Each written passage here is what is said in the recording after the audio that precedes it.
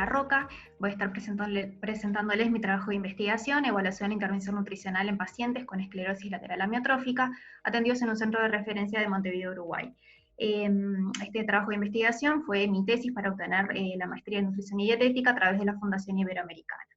Primero contarles un poquito sobre la enfermedad, quizás la puedan asociar con el científico Stephen Hawking, que la padecía, también el desafío de el balde de agua helada, que intentaba un poco hacernos sentir lo que siente un paciente con él, esto de sentirse atrapado en su propio cuerpo, y obviamente hacer una donación para fomentar la investigación en base a esta enfermedad. La esclerosis lateral amiotrófica es una enfermedad rara, es una enfermedad que es neurodegenerativa, progresiva, que va provocando la muerte de las motoneuronas, o sea, de las neuronas encargadas de los movimientos. Hay dos formas de inicio, la forma espinal, en la cual los primeros síntomas aparecen a nivel de las extremidades, y la forma de inicio vulvar, en la cual los primeros síntomas aparecen sobre todo en dificultades para hablar, en el lenguaje y trastornos dilutorios. En cuanto a la prevalencia, estos es un estudio, son datos obtenidos de un estudio en Uruguay en el año 2002-2003, la prevalencia en nuestro país es de 1.9 cada 100.000 habitantes, y la incidencia o casos nuevos por año es de 1.42 cada 100.000 habitantes. Hay mayor incidencia en los hombres que en las mujeres, y a mayor edad, se dan los picos máximos de diagnóstico de esta enfermedad entre los 55 y 65 años. En cuanto a la etiología, el origen de esta enfermedad, realmente se conoce muy poco, generalmente, o sea, en los que se conocen, entre un 5 y 10% de los casos es originado por factores genéticos, pero hay que destacar que más del 90% de los casos son de etiología desconocida, se han estudiado algunos factores ambientales que podrían estar influyendo, como el tabaquismo, que es el único que ha sido comprobado científicamente, con nivel de evidencia, y otros que están en estudio como la exposición de agroquímicos, el glutamato y el ejercicio físico excesivo. En cuanto al pronóstico, es una enfermedad bastante cruel, tiene una progresión muy rápida, es una enfermedad que tiene un desenlace fatal. Una vez que aparecen los síntomas y el paciente es diagnosticado, se calcula en promedio una supervivencia de en promedio de 3 años. En cuanto a los síntomas, un poco como les comentaba, comienzan con debilidad en las extremidades, también a nivel cervical, disfagia, trastornos dilutorios, disartria, fasciculaciones, estos movimientos, estas contracciones musculares involuntarias que se sienten se refieren como pequeñas vigoritas que están debajo de la piel, y la hiperreflexia. En cuanto al tratamiento, así como poco se conoce sobre esta enfermedad, que la origina, tampoco hay un tratamiento específico para la enfermedad, lo que se hace es abordar los síntomas lo más precozmente posible, y fundamental que sea en el marco de un equipo multidisciplinario, obviamente dentro de lo que es posible. Esto está estudiado y se ha comprobado que aquellos pacientes que son atendidos con un equipo multidisciplinario tienen mayor supervivencia y un mejor pronóstico. Y tener en cuenta que contar con apoyo familiar y el acompañamiento y también de los cuidadores, ni que hablar que también influye y mejora la calidad de vida de los pacientes. El tratamiento nutricional es uno de los pilares de este tratamiento. Recordemos que estos pacientes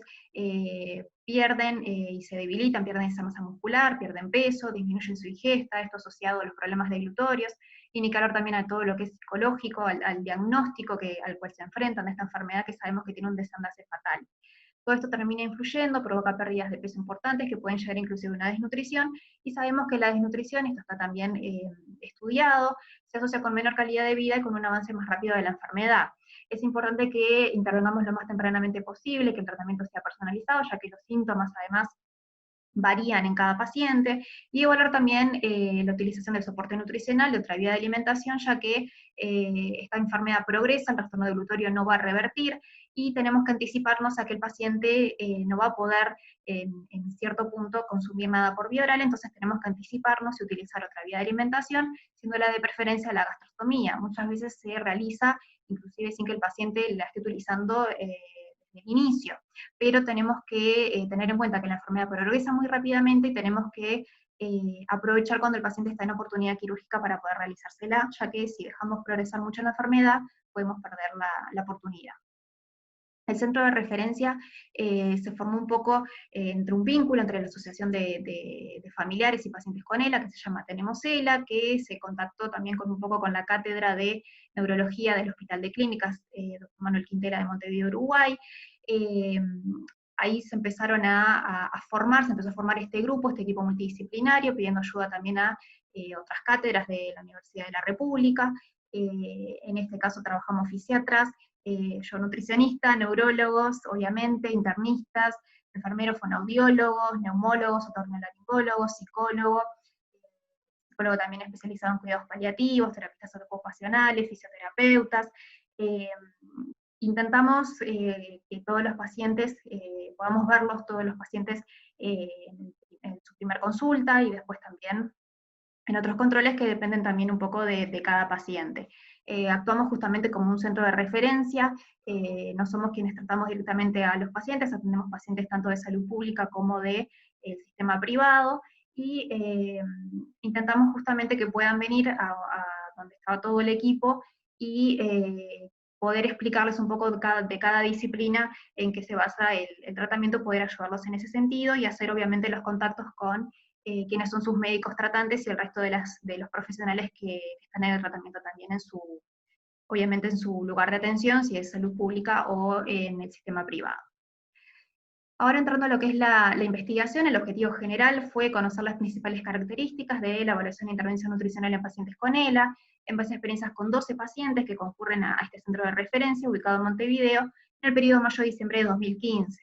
Dentro de los objetivos específicos era caracterizar a la población según edad, sexo y presencia de patologías, valorar el estado nutricional de los pacientes, a través de antropometría de modelo típico para la ingesta, identificar pacientes que presentan riesgo nutricional, conocer cuál es la principal vía de alimentación de los pacientes,